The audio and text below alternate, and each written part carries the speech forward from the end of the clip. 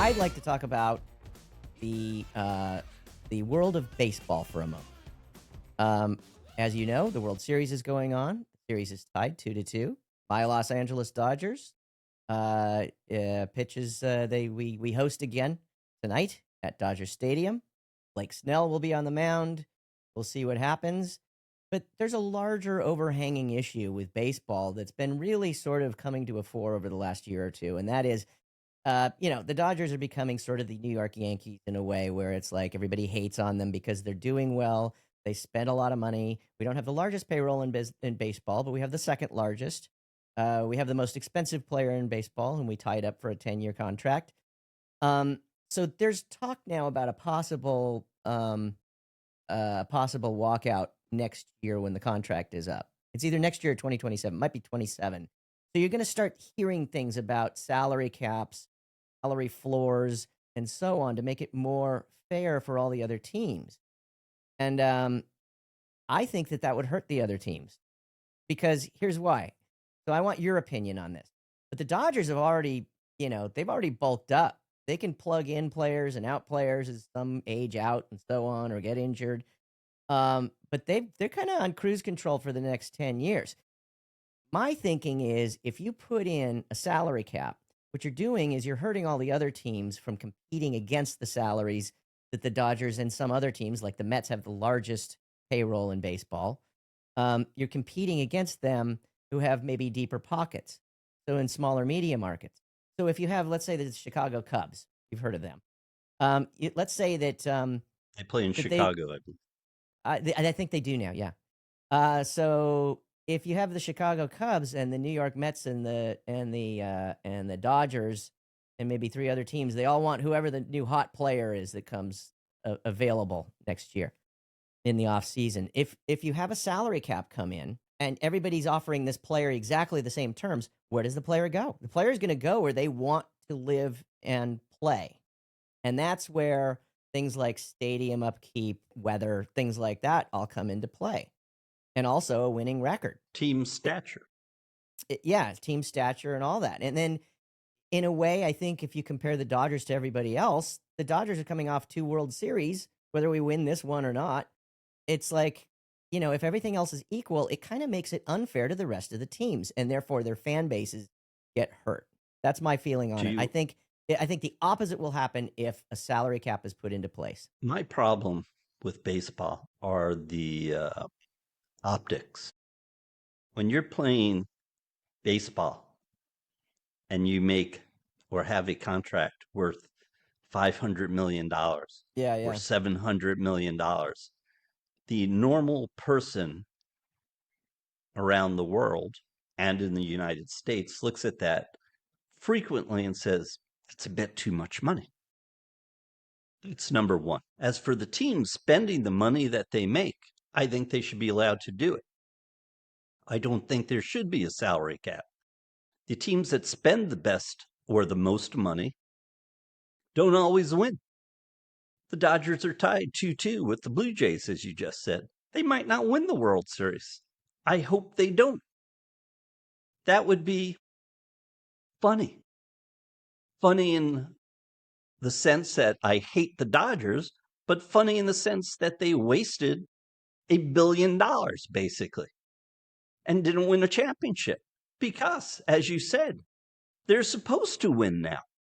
Now, regarding players and contracts, I've known a couple of baseball players firsthand, major leaguers, and I can tell you, not all of them want to play in the biggest cities. And it isn't for the reason that you think.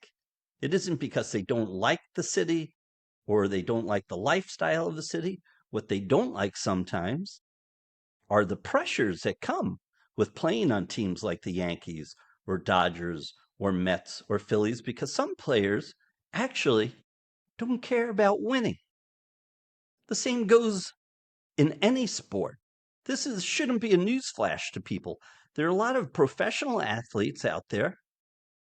Don't know what the percentages are, obviously, but they don't care about winning. What they want is the paycheck. They go out there, they do their job. I seriously believe in sports, baseball, football, basketball, there is that 10% dynamic. 10% of the players, just like lawyers, doctors, writers, artists, are better than others, not because they were born with an innate ability physically to do a job better, but because psychologically they want to do better. They're focused. They like doing better. They like to win. They want to compete. They want to have their best performance every day they're doing something. But a lot of athletes are not like that. A lot of athletes in baseball are quite happy taking home paychecks for $1 million a month and not giving a damn. I'm not going to say any names, but you can watch them. You Yeah, watch certain players, oh they yeah, lollygag on the field. yeah. You can tell which ones have their heart in it and which ones don't.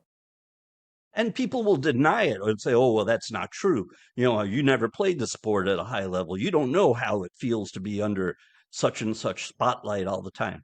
Not true. It's not true. You can tell, just like you said, who's really trying. So to get to your question, I'm not in favor of the salary limits in any sport. I think teams should be allowed to spend what they want. I Having agree. said that, the leagues have to make it competitive to a certain extent.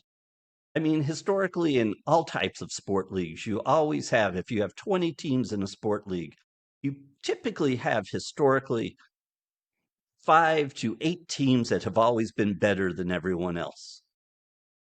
And that's why what I would like to see, it's not going to happen in baseball, but they have it in the Premiership in England.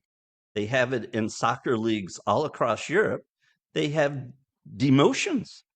They have the top 15 or 20 teams, but the bottom 2 teams get sent down to the league below. Right. And Like club that level. makes teams, Yeah. that makes teams want to be more competitive because you lose a ton of money if your team gets demoted. I would love to see that in I baseball. would too. I would too. Absolutely. And I would love to see the Dodgers go down to AAA. That would Mm. make my day. Well, the Cubs would be more competitive with them then. Thank you. Cubs will be good next year. We'll see. They just got to spend the money. Did you know that uh, the Dodgers organization has, because of the money they've spent, and by the way, the Blue Jays and everybody else, or several other teams, tried to get Otani and Yeah, Rookie Sasaki and all these other guys, and those they guys came wanted close to to play for getting the Dodgers. Otani. They got matching deals. The Mets tried to Yeah. get, and the Yankees. They all tried to get these guys, and they went to the Dodgers. But so, and then everybody wants to blame the Dodgers, and I get it. That's fine. You got to have a villain. It's actually good for sports. But the Dodgers just broke Dallas Cowboys. billion dollars in revenue this year because of all this Mhm. stuff, because they grew Of these huge course. fan bases overseas from it. So now, No hopefully, doubt. other organizations are looking at this and saying, okay, they're actually making more money than they're spending. How can we do this too? Let's Well, look at this Scott, as a textbook case, and we'll do everything they're doing, and we'll be. And Chicago would be a great place for it. I'd love to see them start doing that. there are certain sports organizations that know what they're doing when they're running their business and when they're making player personnel decisions. Hmm. Just like in basketball, the National Football League, and you can probably point to rugby teams, cricket teams, soccer teams around the world Hmm. where there is management that just signs players and really doesn't look at their personalities and want to know if they're going to mesh with the other players on their team. They don't know enough about their personalities. Okay. And the Dodgers have done a very good job of putting together a team that apparently gets along and they compete. Hmm. There's nothing wrong with that. And other teams should have to do that. Yeah, yeah. As Because much as I ultimately, it's the dislike fans that them. that ultimately lose out if they don't. As much as you what? Yeah, but there are fans that always lose out, and there are fans that wake up. I mean, like being a New York Jet fan who actually won this past weekend, But if you wake up as a Jet fan, you're not expecting to win the Super Bowl almost any time during your life. That's That's right. how it used to feel to be a Cubs fan too.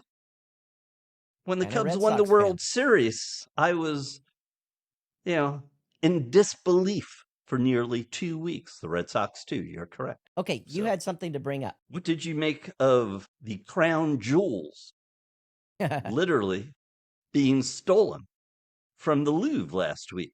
The crazy. break-in. Yeah, Are you in going broad to daylight. create a In movie for this? Or do you think it's just too stupid and people won't believe it? Is it a you could. comedy or a drama? That's That's the what I was gonna question. say. Yeah, yeah. It's just gonna depend on how. I mean, they've caught these guys supposedly. We'll see how stupid they are. But yeah, I mean, it could be. I could see somebody making this into a comedy. There's been plenty of heist movies. They just announced they're going to do Ocean's 11, another sequel. It'll be Ocean's 14 with the original cast, and then they'll throw in, I guess, three more. 11 plus three makes 14. Um, and so heist So movies are always you popular, but don't this do the one, new math. yes, this one, yeah, it'll depend on how idiotic these guys are. But I mean, they were pretty brazen. I'll give them that.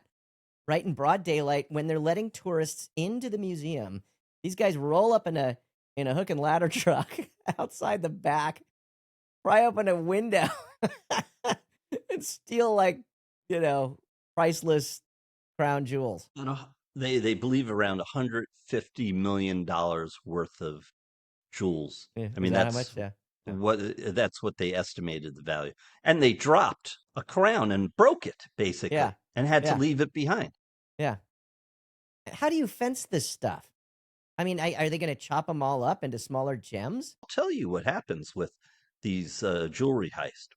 One, yes, they can go to a private collector who paid for the criminals to go in, organized gang, whatever you want to call them, to go steal the jewels for them so they can wear it in their house and have a laugh on their society, culture, the world that they really don't care about. What they're doing with the jewels, a lot of the time, Scott, is they're keeping them because they believe they're about to be indicted if they're an organized crime family or Mm. outfit, as they say. They know they're going to be indicted for something else, and they can actually say to law enforcement, well, you're going to try to get me for XYZ. I know I'm up for like 20 years in prison. I may have some knowledge about where some kind of jewel is hidden someplace if you give me a lesser sentence. They do it to bargain. Yeah, yeah, yeah. It's a leverage business. Well, there you go. There you go. They use it as leverage during their negotiation when they know that they're about to be found guilty